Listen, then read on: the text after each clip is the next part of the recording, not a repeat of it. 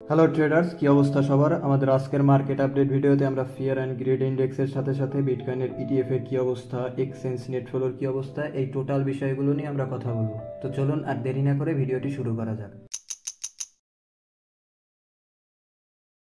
প্রথমে আমরা যদি কয়েন মার্কেট ক্যাপ এই ওয়েবসাইটটার দিকে আসি, তাহলে আপনারা দেখতে পাচ্ছেন বর্তমানে ফিয়ার অ্যান্ড গ্রিন ইন্ডেক্স 51, অর্থাৎ একটা নিউট্রাল পর্যায়ে আছে।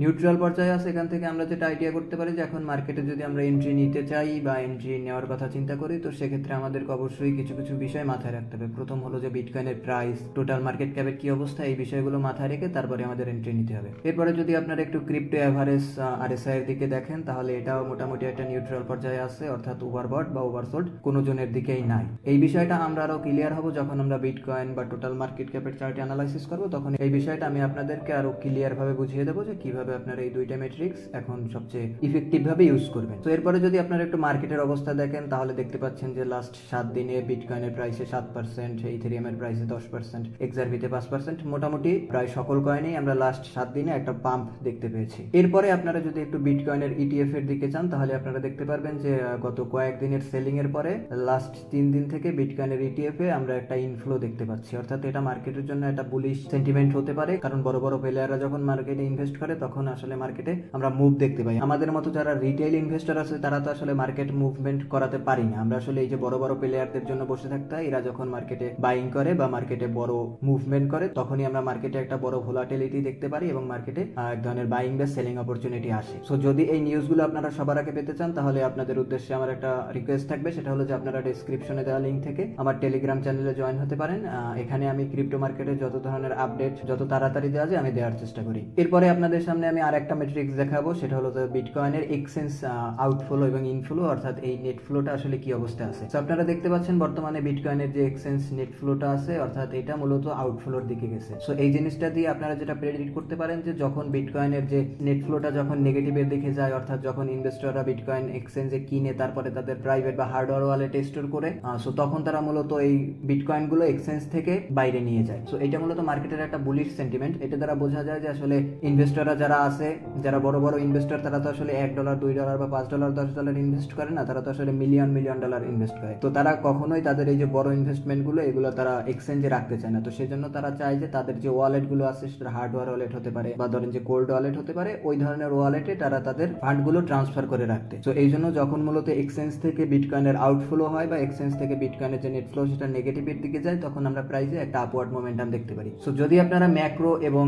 সেন্টিমেন্টাল এইসব ডাটাগুলো দেখেন, তাহলে আপনারা মোটামুটি একটা আইডিয়া করতে পারেন যে বিটকয়েনের প্রাইসে একটা আপওয়ার্ড মোমেন্টাম আসতে পারে। এবার যদি আমরা একটু চার্টের দিকে যাই, বর্তমানে আমার সামনে বিটকয়েনের একদিনের চার্ট ওপেন আছে। সো আপনারা দেখতে পাচ্ছেন যে বিটকয়েনের একদিনের চার্টে বিটকয়েন মোটামুটি একটা রেজিস্ট্যান্স জোনের দিকে আছে। আমার চার্টে আমি একটা সাপোর্ট এবং রেজিস্ট্যান্স লাইন ড্র করে রাখছি। তো সেদিক থেকে আপনারা দেখতে পাচ্ছেন যে বিটকয়েন 1,19,000 থেকে 1,20,000 এর দিকে মোটামুটি বিটকয়েনের প্রাইসে একটা ভালো রেজিস্ট্যান্স আছে। সো এখান থেকে যদি আসলে বিটকয়েনকে একটা আপওয়ার্ড মোমেন্টাম দিতে হয়, তাহলে বিটকয়েনকে যেটা করতে হবে সেটা হলো যে এই রেজিস্ট্যান্স জোনটা ক্রস করে এরপরে রিটেস্ট নিয়ে এরপরে নতুন অল টাইম হাই বিটকয়েনকে তৈরি করতে হবে। তো যদি বিটকয়েনের মুভমেন্ট এরকম হয় যে বিটকয়েন রেজিস্ট্যান্স ব্রেক করে রিটেস্ট নিয়ে আপওয়ার্ড মোমেন্টাম দেয়, তাহলে আমরা বিটকয়েনের প্রাইসে মোটামুটি 30% গেইন ইজিলি দেখতে পাবো। যদি আমরা 30% না ধরে 25% এর কথাও চিন্তা করি, তাহলেও মোটামুটি আমরা বিটকয়েনের নেক্সট লেগ হয়তো 1,50,000 এর দিকে দেখতে পারবো, বা বিটকয়েনের নেক্সট অল টাইম হাই 1,50,000 এর দিকে দেখতে পারবো। সো এই সিনারিওটা তখনই ঘটবে যখন আপনার বিটকয়েনের প্রাইস এই রেজিস্ট্যান্সটা ব্রেক করে এরপরে এখান থেকে রিটেস্ট নিয়ে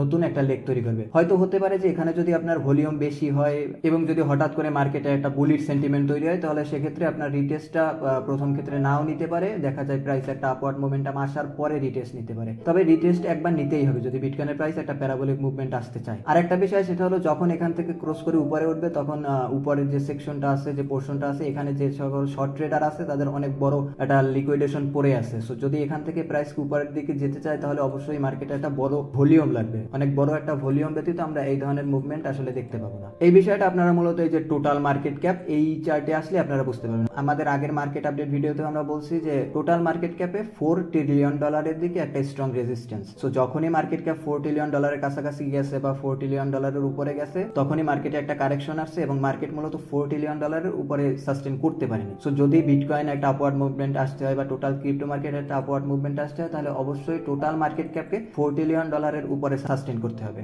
যদি টোটাল মার্কেট ক্যাপ $4 ট্রিলিয়ন উপরে সাস্টেন করতে পারে এবং ক্রিপ্টোকারেন্সিতে একটা নিউ টোটাল মার্কেট ক্যাপের অল টাইম হাই ক্রিয়েট হয়, তো সেক্ষেত্রে আমরা যেমন বিটকয়েনে একটা আপওয়ার্ড মোমেন্টাম দেখতে পারি, আমরা তেমনি অল্ট কয়েনগুলো একটা আপওয়ার্ড মোমেন্টাম দেখতে পারি। এরপরে যদি আপনারা একটু ইথেরিয়ামের চার্টে আসেন, ইথেরিয়ামের ডেইলি চার্টে আপনারা দেখতে পাচ্ছেন যে ইথেরিয়াম মোটামুটি 4000-এর দিকে বা 3800-এর দিক থেকে একটা সাপোর্ট নিয়ে প্রায় 40% পাম্প ইথেরিয়ামের প্রাইসে আমরা দেখতে পাচ্ছি লাস্ট কয়েকদিনে। তো যদি আপনারা একটু প্রাইসে খেয়াল করেন, তাহলে আপনারা যদি একটু দেখার চেষ্টা করেন যে এই পাম্পটা আসলে কোথা থেকে আসছে, তাহলে দেখতে পারবেন আমাদের যে প্রিভিয়াস রেজিস্ট্যান্স জোন ছিল, ওই জোন থেকেই মূলত ইথেরিয়ামের প্রাইসে আমরা একটা পাম্প দেখতে পাচ্ছি। যে জিনিসটা যদি আপনারা বিটকয়েনের প্রাইসে দেখেন, বিটকয়েনের চার্টে দেখেন, তাহলে আপনারা দেখতে পাবেন যে বিটকয়েনের যে এবার সাপোর্ট নিয়েছে বা এর আগে যে বিটকয়েনের সাপোর্ট ছিল, সেটা মূলত প্রিভিয়াস একটা রেজিস্ট্যান্স জোন ছিল। তো মূলত ক্রিপ্টো মার্কেটে আমরা যে মুভমেন্টগুলো দেখি, এই সকল মুভমেন্টগুলোই মূলত বিটকয়েনকে ফলো করে হয়, অর্থাৎ বাকি যে সকল অল্ট কয়েন আছে ওই অল্ট কয়েনগুলো মূলত বিটকয়েনকে ফলো করে। তো সেক্ষেত্রে আপনারা যেটা এখান থেকে অ্যানালাইজ করতে পারেন সেটা হলো যে যদি বিটকয়েনের প্রাইস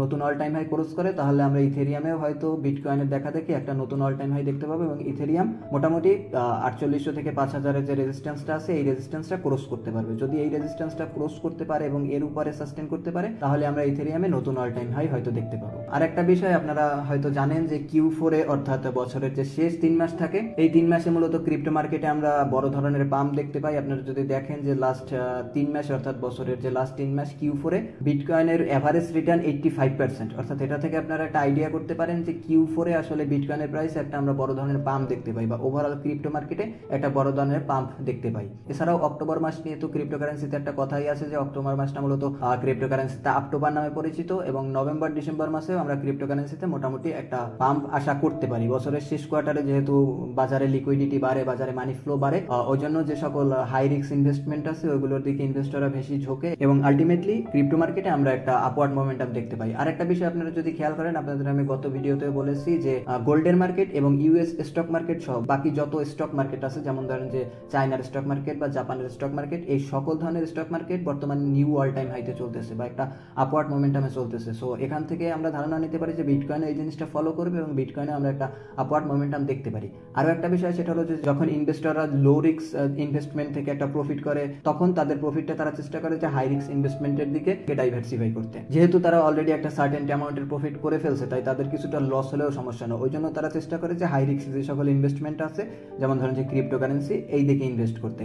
সো এই জন্য আপনারা যে ক্রিপ্টোকারেন্সির মানি ফ্লো সেটাও সেম ভাবে দেখতে পারবেন যে প্রথমে বিটকয়েনে, তারপরে ইথেরিয়ামে, তারপরে large cap, mid cap, small cap বা মিম কয়েন। সো ক্রিপ্টোকারেন্সিতেও মূলত মানি ফ্লোটা এইভাবে হয়। তো ফাইন্যান্সিয়াল মার্কেটে যারা আসলে ট্রেডিং করে, যারা নিয়মিত এই মার্কেটে কাজ করে, তো তারা আসলে প্রথম যেটা চিন্তা করে যে ইনভেস্ট করার আগে তারা রিস্ক টলারেন্স বা রিস্ক কতটা এইটা চিন্তা করে। তো সেই জন্য ক্রিপ্টো মার্কেটে আসলে মানি ফ্লোটা সবার শেষের দিকে হয় এবং এই জন্য 4 ইয়ারের যে সাইকেল, এখানে ক্রিপ্টো মার্কেটের যে আপওয়ার্ড মুভমেন্ট আমরা ওইটা সবসময় শেষের দিকে দেখতে পাই। এই ছিল আজকের মার্কেট আপডেট। আশা করি আপনারা ক্রিপ্টো মার্কেট সম্পর্কে একটা ওভারঅল আইডিয়া পেয়েছেন। যদি আপনাদের অন্য কোনো প্রশ্ন থাকে তাহলে সেটা আমাকে কমেন্টে জানাতে পারেন। আর এছাড়াও যদি আপনাদের কোনো কয়েনের অ্যানালাইসিসের দরকার পড়ে বা কোনো কয়েন কিনে রাখছেন, সেই কয়েন আসলে কোথায় টেক প্রফিট বা এসএল সেট করতে চান সেটা জানতে চান, সেই কয়েনের প্রপার অ্যানালাইসিস দেখতে চান, তাহলে আমাকে কমেন্টে জানাতে পারেন। আমি সেই বিষয়ে ভিডিও করার চেষ্টা করব। আজকের ভিডিও এই পর্যন্তই। যদি মার্কেট আপডেট সবার আগে জানতে চান তাহলে আমাদের টেলিগ্রাম চ্যানেলে জয়েন হয়ে থাকেন।